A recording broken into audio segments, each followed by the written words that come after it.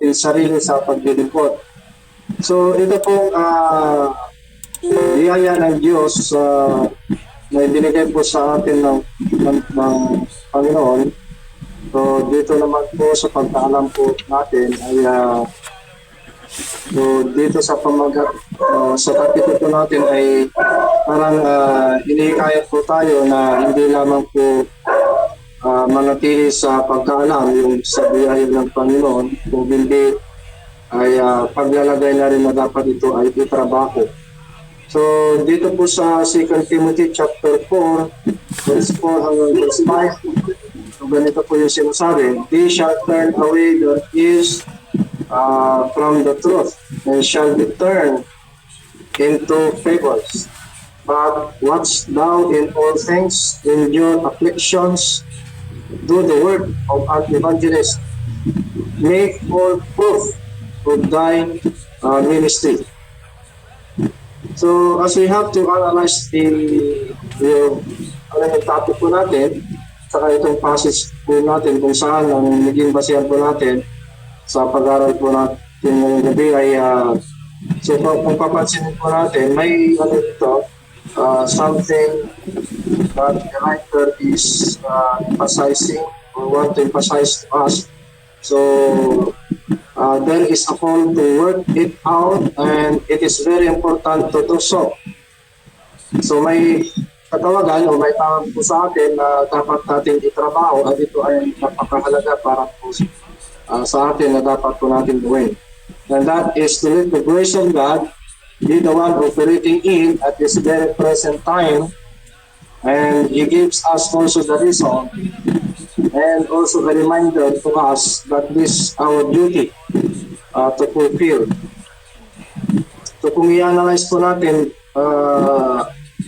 yung ating topic, at dito lang sa passage natin dito mga kapatid ay hinikayat po tayo na Apostol Pablo na i-work out itong biyaya ng Diyos, at ito ay napakahalaga. At kung titignan po natin dito mga kapatid yung reason why as Apostle Paul Timothy to stand of the grace of God in teaching of it. Kasi sabi ni Apostol Pablo kay Timoteo, "Watch thou in all things, endure afflictions, do the work of an evangelist, make full proof of thy ministry." Why? Kasi may mga tao na dyan, sabi niya sa first line, na lumalayo na yung nilalayo nila, yung pandinig nila, yung pakikinig na nila doon sa katotohanan, at nakikinig na sila doon sa mga parang kwento-kwento na wala namang katotohanan. So kung pagpapasyan po natin dito sa passage natin, at i-compare po natin dito sa panahon natin ngayon, ay there is a similarity or what is happening today. No? Ano po yung mga namamayagpag na ngayon na katuruan o something that is yung the way how other preachers teach and how they presented the grace of God. Lalo na yung pag-present nila sa biyaya ng Diyos. Kasi, tingnan natin mga kapatid, marami na talaga yung nagbabahagi about the grace of God, about the importance of the message of the cross. But if we look on it, how they presented, it is something, it is outside from the way how Apostle Paul thought about it. Kung paano ba ito i-present ni Apostol Pablo. Parang naiba. At yung kaiba na yun ay kuminsan ay nahaluan kasi po yung kwento, nahaluan ng mga bagay na walang katuturan. Kaya ang kahalagahan ng cross ay sa kanilang pagbabahagi ay nawawala sa tunay na layunin. Nawawala sa tunay na kung kumbaga, objective of the cross. No? So, dito mga kapatid, ay talagang kailangan karalan ko natin mabuti. At dito sa ating topic ay number one na dapat po natin isaalang-alang. Ito ay sabi dito, illegal work to kailangan itrabaho. Na sa ating itong biyaya ng Diyos na ibinigay po sa atin para ito po ay ating itrabaho or it should be worked it out. First thing that we have to consider is tingnan natin that this work, tingnan natin yung career, ito ay bilang isang career ng bawat isa, our career as ambassadors. So, ito pa lang pag itinanabaho na po natin itong calling ng paghahayag ng biyaya ng Panginoon about the grace of God about salvation through the cross. So, ito ay merong specific na parang career na tawag po sa atin being as an ambassador. Doon sa 2 Corinthians chapter 5 verse 20, now then we are ambassadors for Christ, as though God did beseech you by us, we pray you in Christ's stead, by ye reconciled to God. So, considering as an ambassador, so ang bawat isa po sa atin ay yung work natin as an ambassador, this will remind us na kung sino po tayo at kung ano yung trabaho po natin. At dito rin mga kapatid, binibigyan din tayo ng maliwanag na or a clear vision of who we are. Now, ano ba yung ibig sabihin po ng being an ambassador? So, being an ambassador of a certain country, it says that he is the representative of his country to a foreign country. So yung being an ambassador of a certain country, yung ambassador na yun ay nasa foreign country. Hindi siya, wala siya doon sa kanyang land, yung kanyang residence land. So nandun siya sa foreign country na hindi niya lugar. So doon, being an ambassador, he is representing his country. So for us, as an ambassador of Christ, meron yung sinasabi ni Apostol Pablo, sabi niya sa Philippians chapter 3 verse 20, but our citizenship is in heaven, and from it we await Savior, the Lord Jesus Christ. So, kung titignan po natin, pag-aralan po natin ito mga kapatid, that we are, our citizenship is in heaven, meaning to say, while we are here on earth, we are not permanent residents here on earth. So, our citizenship, yung permanent lugar po natin, ay doon sa langit. So, ganun po yun. So, being an ambassador, binibigyan po tayo ng clear vision dito kung sino po tayo. So, ibig sabihin, pinapaalala po sa ating mga kapatid that we are citizens of this world. We are not permanent in this world. We are not residents in this land. So, ibig sabihin po nito, we are temporary residents. Now, recognizing our permanent place in heaven, not on earth. So we should have to recognize, remember that we are on earth, but we are not residents on earth. So ibig sabihin, it is only our temporary residence, and our permanent residence is in heaven. So we are here on earth representing of the heavenly places, so the things on heaven. That's why he is also reminded us what we should do. while we are in this world. Kaya sabi ni Apostol Pablo, dito naman sa Romans chapter 12, verse 2, is reminding us na while we are on this earth, at mayroong napaka-importante na dapat natin gawin.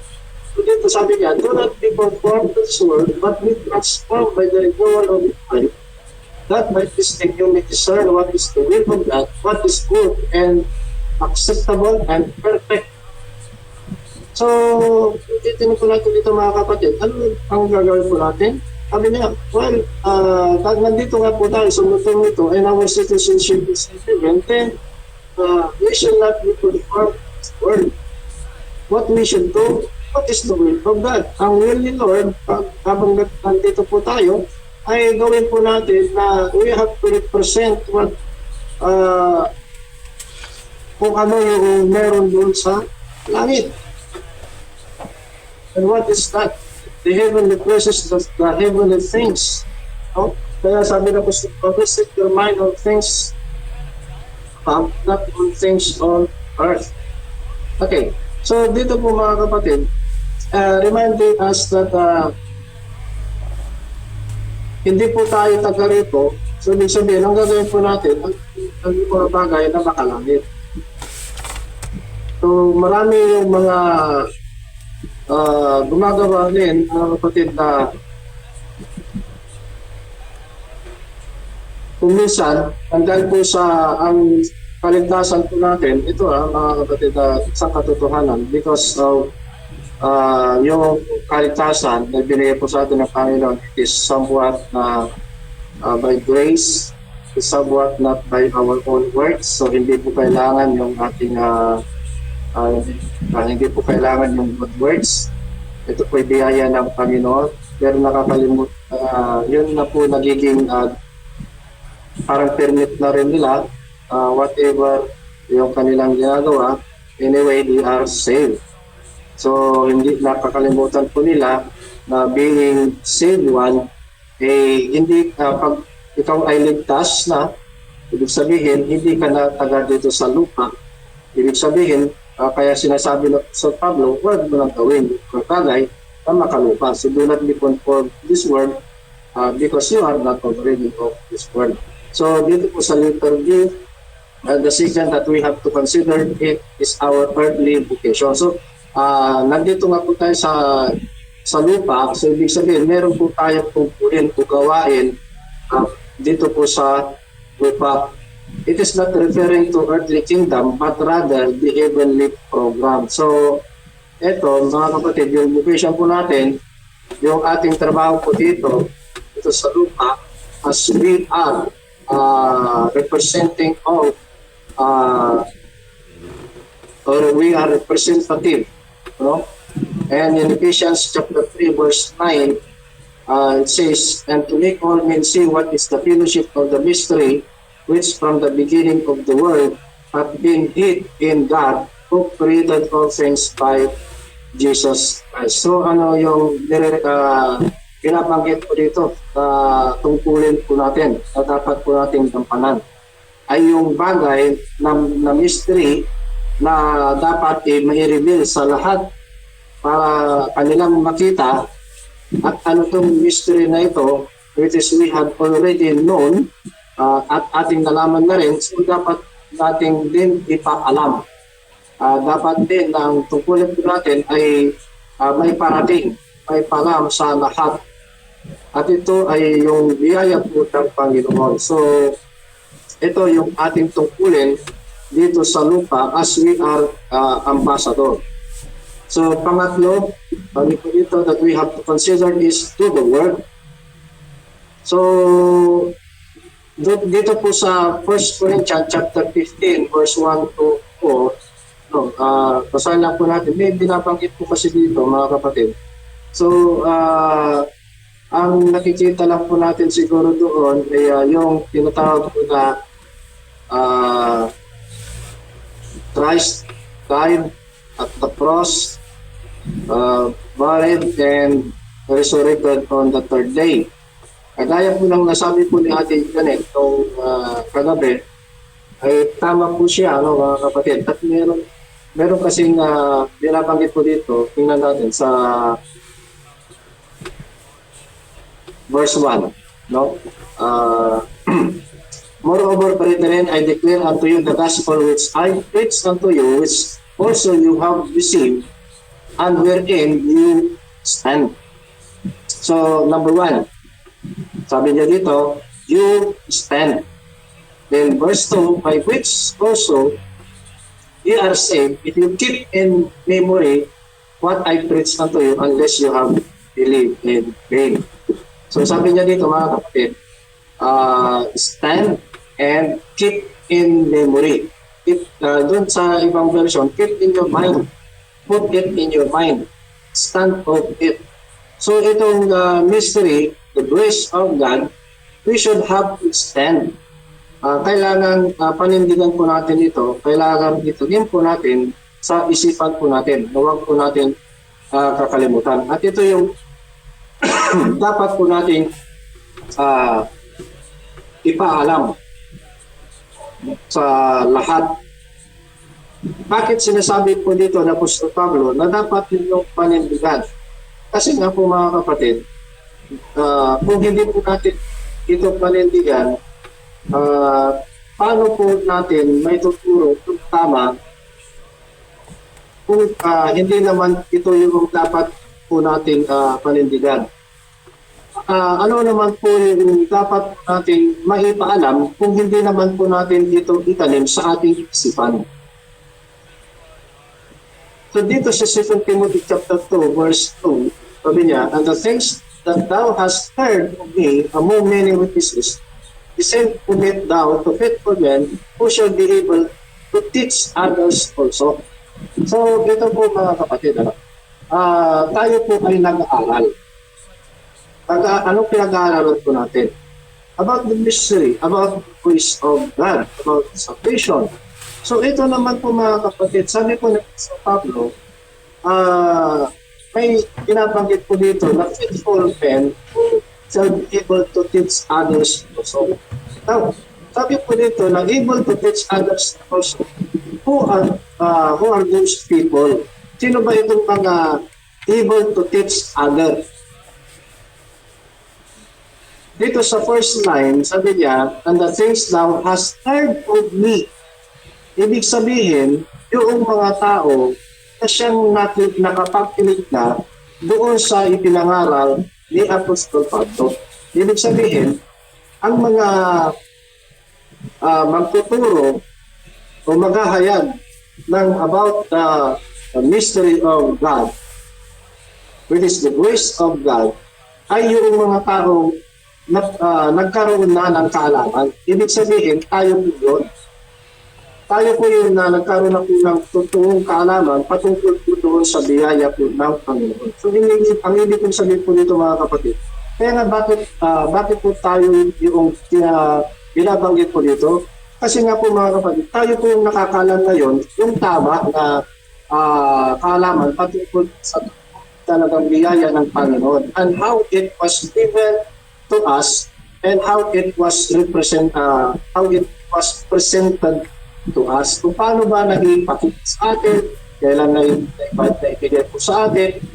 At ito mga kapatid, ay dapat po na may palam. Kasi nga po mga kapatid, may mga naghahayag na rin na taliwas doon sa katotohanan.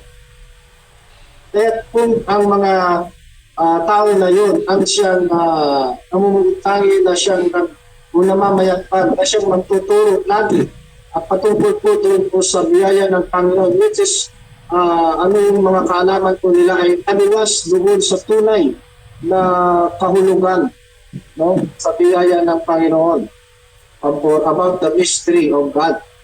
So dito po mga kapatid, na siyempre ang may hahayag ay yung kamalitan.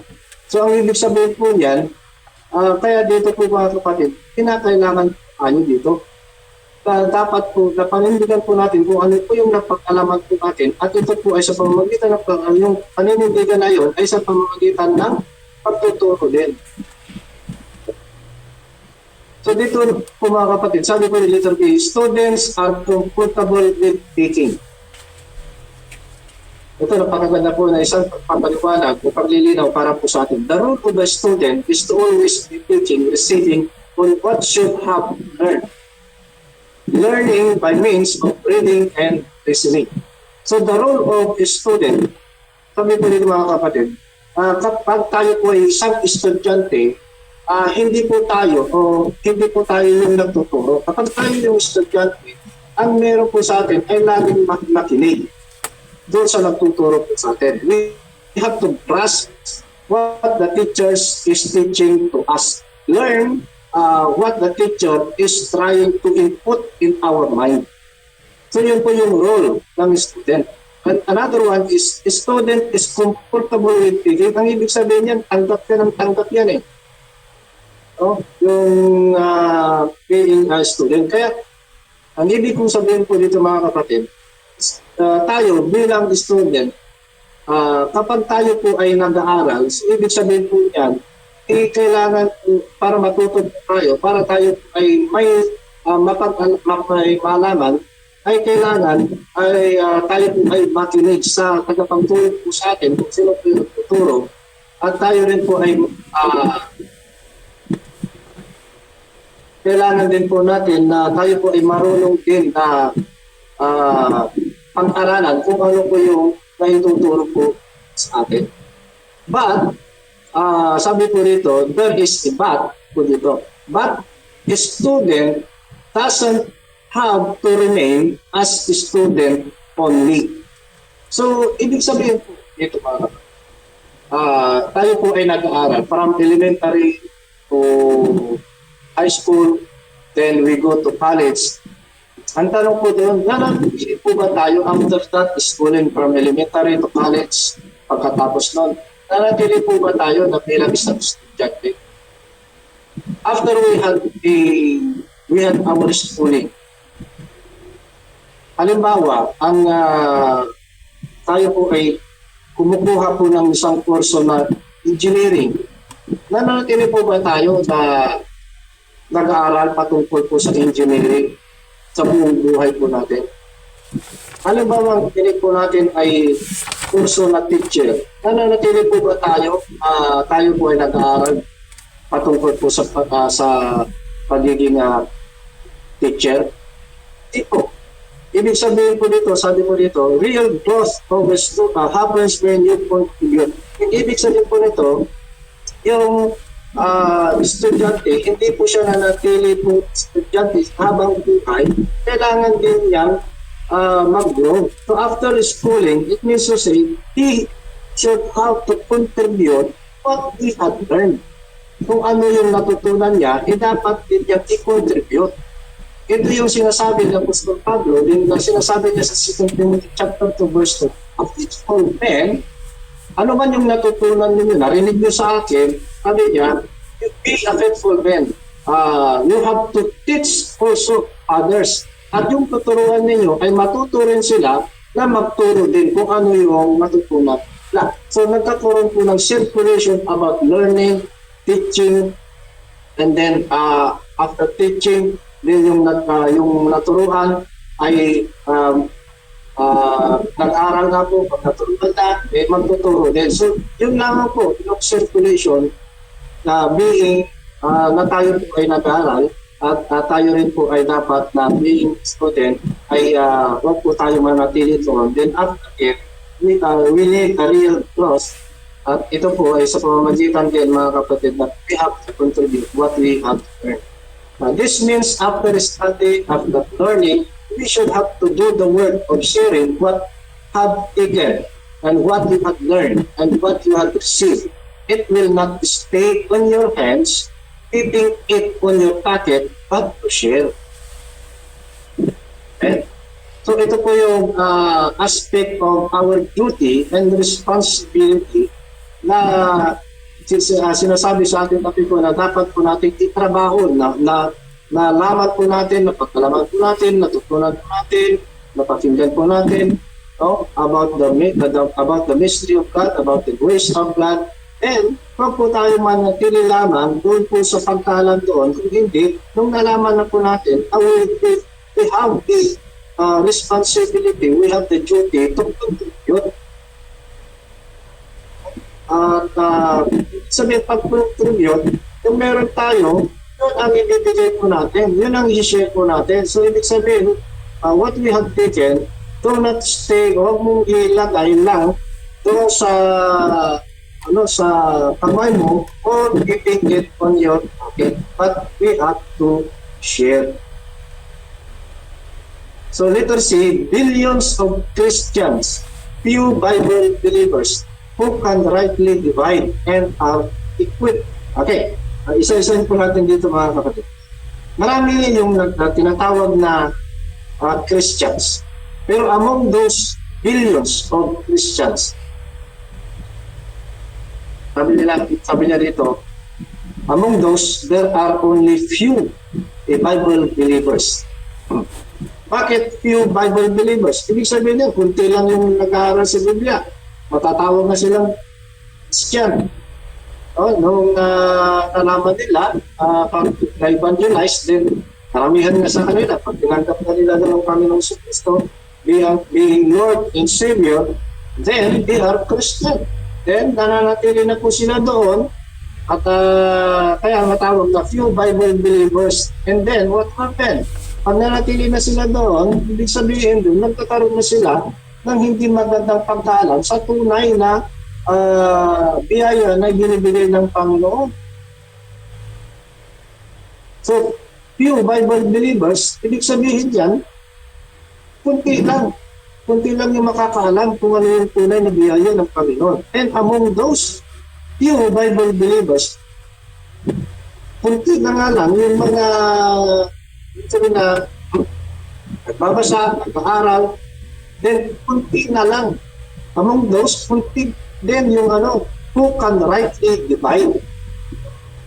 Kita po natin, among those few Bible believers, kunti din yung who can rightly divide the word of God. Ibig sabihin doon, nagbabasa na sila, pero hindi naman nila nagagamit yung right or right method in learning or in studying the word of God, at nagkataon pa rin sila ng maling pagkaalam. Kaya nga po, among those Bible believers, without using of the rightly divine method, ibig sabihin doon, mali-mali yung naituturo. At yung natuturuan nila, mali rin yung nalalaman nila. At naturuan nila, mali yung nalalaman doon. Ibig sabihin, kapag nagturo rin yun, mali rin, maituturo. Kaya nga po mga kapatid, dito naman po ay doon sa mga nakakaalam naman sa rightly dividing. Ang sabi nito, are equipped. Ibig sabihin, yung are equipped. Kunti lang yung kunti lang mula sa mga nakakalam ng right method, kunti rin yung na-equip mo. Hindi pa lahat. So, parang ginigising po tayo dito. So, parang, gising. Sorry po Huwag po tayong manatili doon sa pagkaalam. Sa kaya sabi, sino pa yung magpapahayag, sino pa yung mag-share ng paliwanagan kung hindi tayo na nakaalam na yung right method of studying the Word of God na siyang magtuturo ng tama. Kasi nga po dito nga mga kapatid, yung mga nakaalam ng maling katuruan, kapag sila yung namamayagpag talaga yung maling katuruan. Kaya nga po mga kapatid, ito talaga yung needed word. Amen? So, many are contented on being a believer, attending on services. Many are contented on or stayed as a student. Tama po mga kapatid sa atin na pag-aaral ay walang dapat limitasyon. Walang katapusan yan hanggang tayo po ay nabubuhay. Dapat po tayo talaga na mag-aral. Manatili at patuloy na tayo po ay mag-aral. Pero hindi naman po tayo ini-encourage that we have to stay as a student. It is correct that studying the Word of God is no limit, no retiring as long as you live. As long as you have the time, the capacity, you have the capacity to learn. But the fact is don't remain or stay a student contribute your knowledge, contribute what you have known. Speak out, work out. Philippians chapter 2, verse 12 to 13. Wherefore, my beloved, as you have always obeyed, not as in my presence only, but now much more in my absence, work out your own salvation with fear and trembling. For it is God which work in you both to will and to do His good pleasure. Ang ibig sabihin po nito hindi po ibig sabihin nito mga kapatid na work out your own salvation. We have to work out for us to be saved. Therefore, kung hindi, dahil po tayo ay ligtas na, so work out that you are saved. Work out your salvation. Ipakita mo. No? Yung na ikaw ay ligtas, ipakita mo about yung salvation.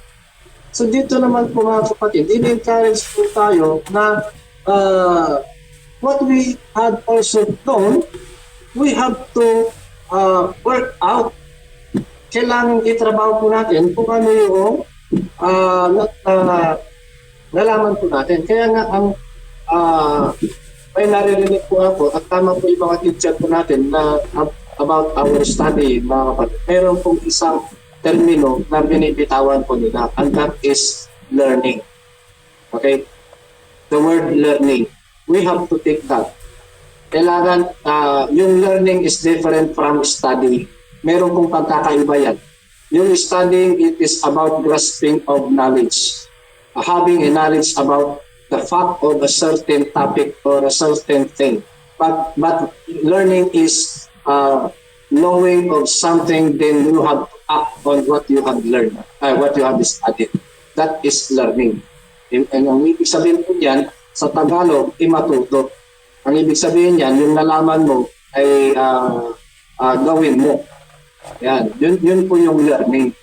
Kaya doon po sa pag-aaral po natin sa salita po ng Diyos, pag-aaral po natin about the mystery of God using the rightly dividing, kaya ginagamit po nila, then-emphasize po sa atin, learning. Kasi nga po mga kapatid, magkaroon po tayo ng kalaman at yung kalaman na yan, dapat po natin i-work.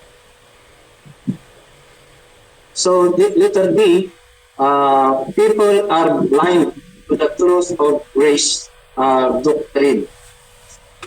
Yan. 2 Corinthians chapter 4, verse 3 and 4. But if our gospel be hid, take note meron po dyan. Sabi niya, if our gospel be hid, it is hid to them that are lost, in whom the God of this world hath blinded the minds of them which believe not, lest the light of the glorious gospel of Christ, who is the image of God, should shine unto them.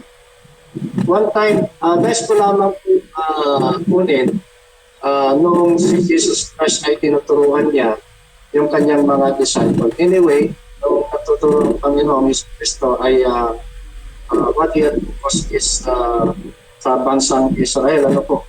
Pero may maganda rin po tayo mapupulot doon sa kanyang sinabi sa kanila na yung mga ilaw, walang ilaw na walang para na inilalagay doon sa ilalim ng mesa kung hindi ito ay inilalatag sa ibabaw para ito ay magdiwanan. Now dito naman po mga kapatid, there is a truth about this. Meron siyang parang sabi makakuha po tayo doon ng isang aral na itong gospel na nalaman po natin. Kaya sabi po dito, our gospel be hid. It is not only nanatili na hidden, pero ito ay isang reminder sa atin na kapag yung gospel na nalaman po natin ay naitatago lang, nailalagay lang sa kaisipan natin, na ilalagay lang sa kamay po natin na hindi naman natin kinocontribute yung mga tao na tinatawag na lost, they will be still as lost. For they will not know, hindi nila malalaman kung ano yung katotoo.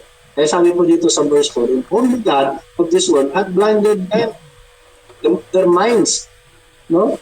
Kaya sabi dito, the light of the glorious gospel of Christ, kapag hindi ito nagliwanag, kapag hindi ito yung nabuksan para sa kanila, hindi nila malalaman kung ano yung katotohanan. Kaya mga kapatid, it is our time to shine kasi na po, tayo po yung nakaalam kung ano yung kaliwanagan patungkol po doon sa mystery ng Diyos about His grace ng salvation. So in Ephesians chapter 3 verse 9, again, and to make all men see what is the fellowship of the mystery. Ano nila makikita? Yun po yung tanong. Which from the beginning of the world have been hid in God. So, paano natin po ba natin na ito po ay nakatago? Ay, hindi po natin gawin yung trabaho natin bilang ambassador na dapat po natin ipahayag din. No? Ito po yung isa sa pinaka-importante na dapat po natin ibahagi sa kanila, being an ambassador. So our goal is all men might see that is the pleasure of God. Do the work of an ambassador, not that other work in which their works will people fall down to false belief or a belief in vain. Pag nangyari po yun, ang mamamayagpag ay ang mga trabaho ng mga taong o mga preacher na wala po sa kaalaman patungkol po sa katotohanan, the real meaning of the grace of God. Kasi nga po hindi po nila ginagamit yung tama na pag-aaral sa salita ng Diyos. Kaya nagkaroon po sila ng maling katuruan and ano po yung mamamayagpag? False belief. The belief of many will be in vain. Kaya huwag po natin hayaan na mauwi po sa dalag. Ephesians chapter 4, verse 17 to 18.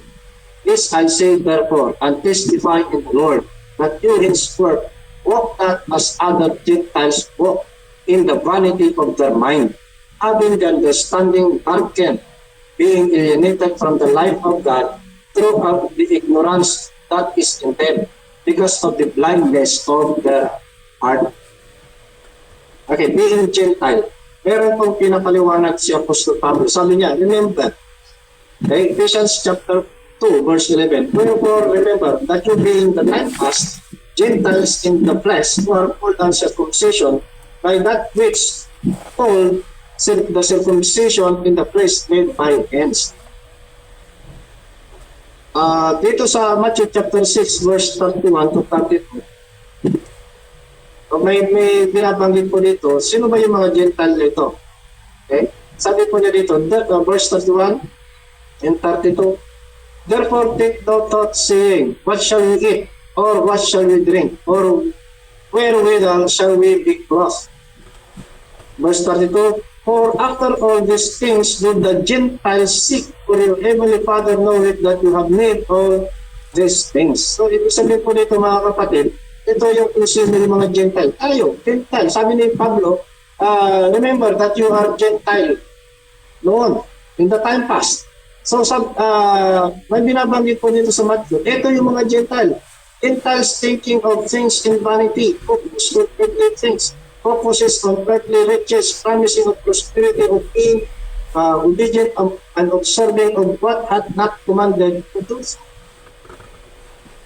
So sabi niya dito sa verse 32, ito yung kaugalian ng ito yung hinahanap, ito yung mga nasa mind ng mga Gentile. Mga bagay na in vanity. Ano po yung nangyayari po ngayon, yung mga preacher ngayon? Ang focus po nila mga kapatid ay mga earthly riches. Sabi, if you are Christian now, if you have to obey, pag ikaw ay nag-obey doon sa kanilang sinasabi, for example, if you obey what has stated in the Bible, sabi nila, give your tithes, you have to obey those commandments, then you will be prosperous and successful. Then you will have a very ang tawag nito, yung prosperous, no? Hindi ka na you will not be failure. You will be always successful. So sabi po dito mga kapatid, ito nga yung ito nga po yung kaisipan ng mga Gentile noon eh. Ito yung kaisipan ng mga Gentile. Kaya sabi ni Pablo, you are Gentile once. Ito yung, so ibig sabihin nito, mga kapatid, ito yung pag-iisip, ganito yung pag-iisip ng mga Gentile at ito pinamumulat din po sa atin na hindi na dapat tayo ganoon. Parang binabalik lang ng mga ibang Christian kung ano yung pag-iisip ng mga Gentile noon. Kaya ngayon, being a believer of what Christ did, no? Tayo rin po ay nanampalataya sa Panginoon si Kristo and as a believer, then ito yung sinasabi na po tapos ng Pablo, set your mind on things above, not on things on earth.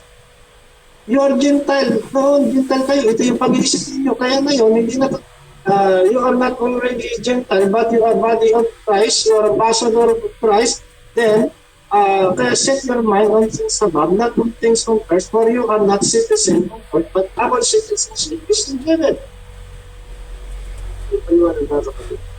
So 1 Corinthians chapter 9, verse 25, and it says, and every man that is strive for the mastery is temperate in all things. Now they do it to obtain a corruptible crown, but we an incorruptible. So tayo ay ang inisip na po natin ay mga bagay na hindi na siya corruptible. Before, what we are aspiring of are those which are corruptible. Literally, we have an opportunity to represent grace in the marketplace of ideas. Based on our text, that particular time, there's a lot of pictures teaching of myth, fables that leads people turning away from that truth. So even today, there's a lot of pictures teaching of which outside of what Christ given the word to be shared or taught to people. The point is, who else may bring the voice of God in knowing the voice of God or knowing the real gospel, knowing the good news to all, if not those that already knew the fact or truth. So sino pa ba yung maghahayag ng mga katotohanan dito para malaman ng lahat patungkol po sa katotohanan sa biyaya po ng Diyos, the real good news, if not those that are already knew fact or the truth. So where do we start? Paano tayo magsimula? Saan tayo magsisimula? Well, literally, you've already started. How? By the time that you are studying using the rightly dividing word. Paano tayo nagsimula ang pagkaalam tungkol po sa katotohanan, tungkol po sa biyaya ng Panginoon, tungkol sa mystery ng Panginoon. Here, we have started. 2 Timothy chapter 2 verse 15. Study to show thyself approved unto God, a workman that needed not to be ashamed, rightly dividing the word of truth. Nung tayo po ay nagsimula ng ginawa ito, noong tayo po ay nagsimula ng nag-aral ng salita po ng Diyos, hindi po yung time na hindi lamang po yung time na nagsimula tayo nagbasa ng Biblia, kung hindi noong tayo po ay nagsimula na nag-aral ng salita po ng Diyos using the rightly dividing method. Okay, specifically, very specific po ito. Kailan po tayo nagsimula? Where do we start? Sabi nito mga kapatid, when is the time? When the time that we have studied the Word of God using the rightly dividing method. So here, where we started, where we about had started. So studied first, to know exactly and right here. So anong ginawa natin? Nag-study muna tayo to know exactly what is the right to be shared. Mahirap sumabak sa labanan kung wala tayong kaalaman sa pakikipaglaban. Mahirap sasabak sa anumang gawain na walang kaalaman sa gagawin. Minsan sabi po ni Doc Rex, so natatawa po ako minsan nung nagamit po, sorry po Doc Rex, paano ko lang May I ask your permission, Doc Rex? Gagamitin ko lang. Nagano po yung tinuro po sa amin eh. Sabi po ng tagapagturo sa amin po dun sa Bible School, bago ka gagamit ng pangalan, magpaalam ka muna. Kaya nung mayroon pong nagbahagi na ano, and then nandun ako, yung preacher na yun, ginamit yung pangalan ko na hindi naman ano, hindi na napaalam, pero yung sinabi pa niya laban pa sa akin. Kaya magpapaalam muna ako kay Duprex kung yung gagamitin ko lang muna yung nagamit yung salita po nun.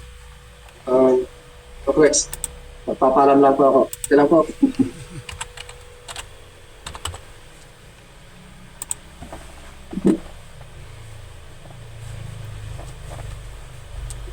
Apropos, Duprex? Rutin. Okay, daw po. Sige. Kasi natatawa lang po ako doon po sa kwan. Pero katotohanan po ito, no? Sabi ni Doc Rex, okay, balikan lang po natin.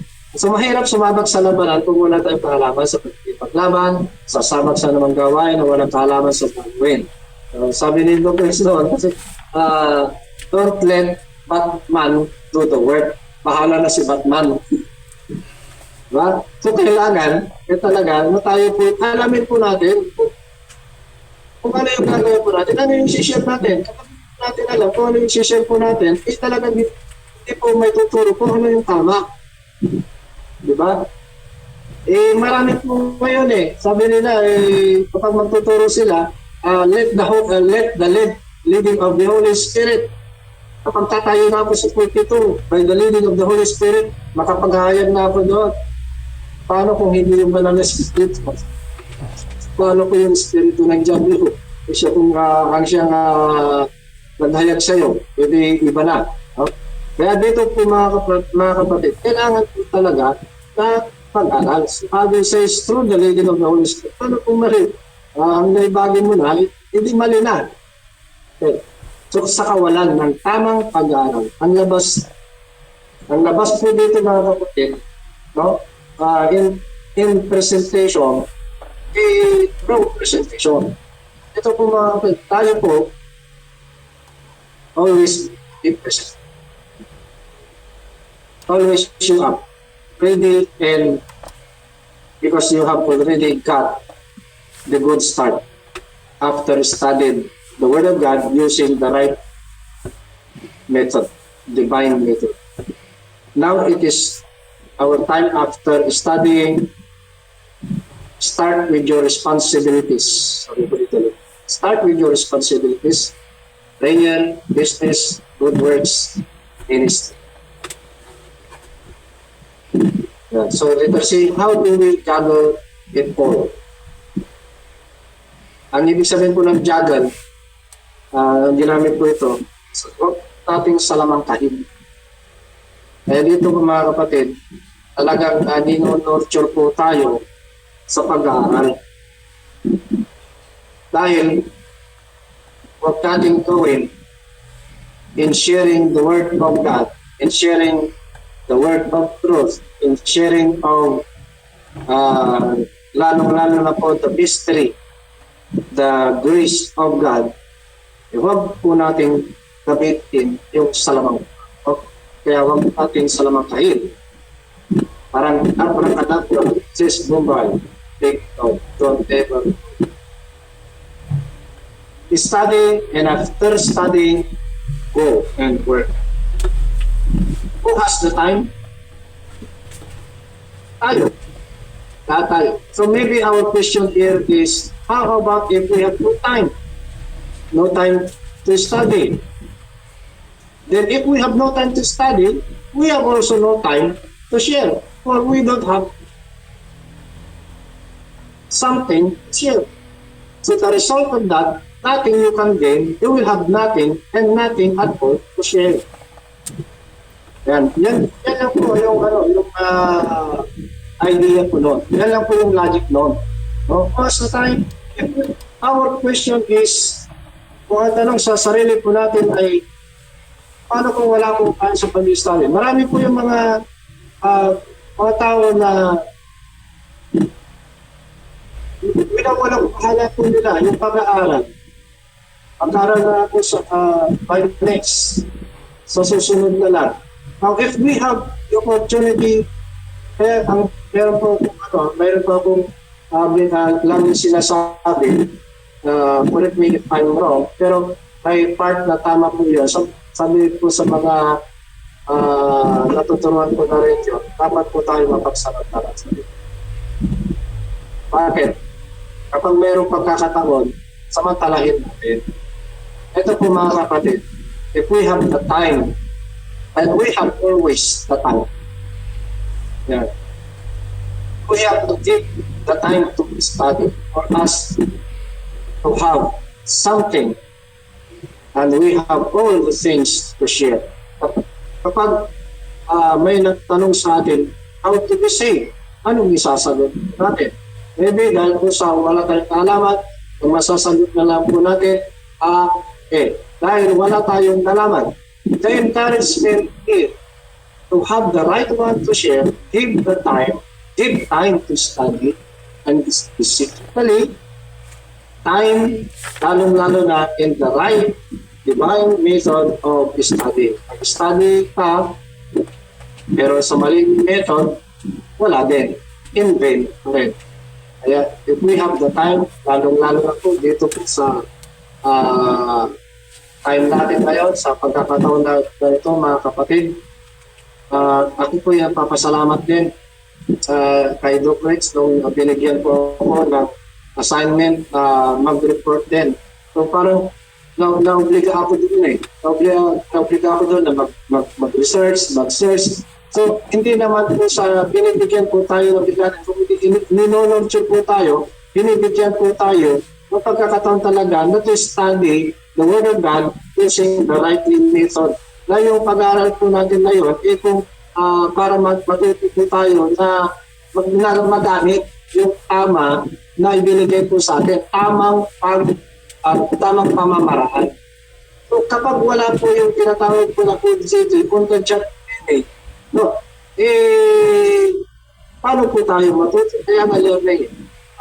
So we are encouraged here dito po sa, kaya mga kapatid, kapag binibigyan po tayo ng pagkakataon na binibigyan po sa atin na topic, then pwede ka bang mag-report, ito yung report mo, then nilonurture lang tayo mga kapatid.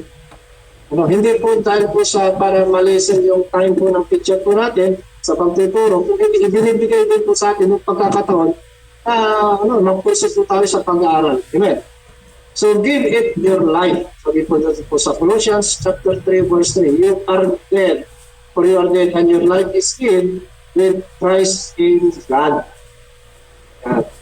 And today, be who you are in Christ. Stop pretending to be who you are not.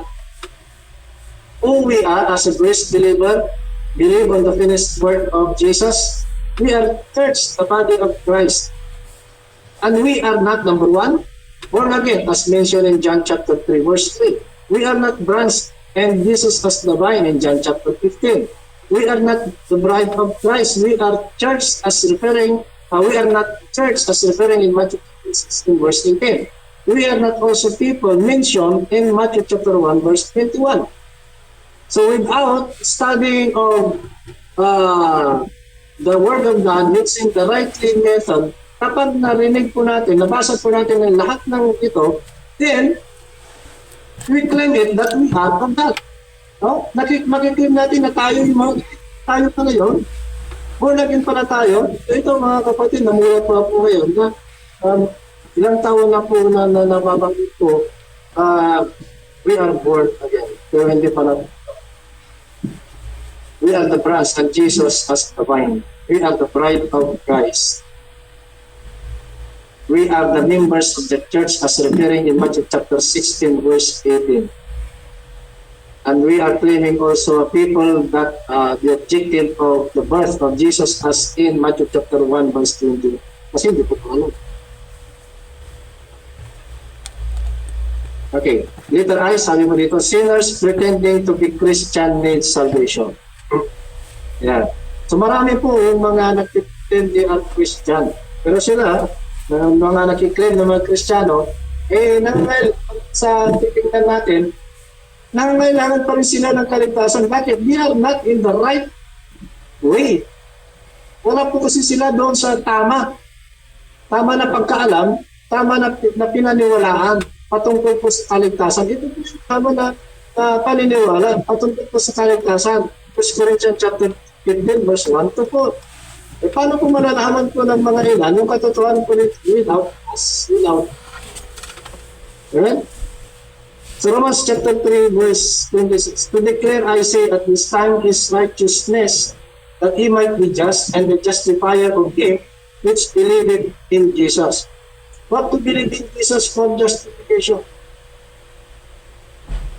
Romans chapter 4 verse 23. Now it was not written for his sake alone that it was imputed to him. 23 to 25. 24. But for us also to whom it shall be imputed, if we believe on him that raised up Jesus our Lord from the dead, who has delivered for our offenses and was raised against for our justification. So ito ngayon, what is our justification? How do we have justified?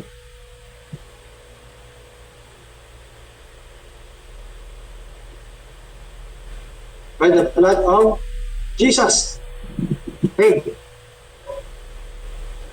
Romans chapter 5 verse 8, it says, but God commended his love toward us in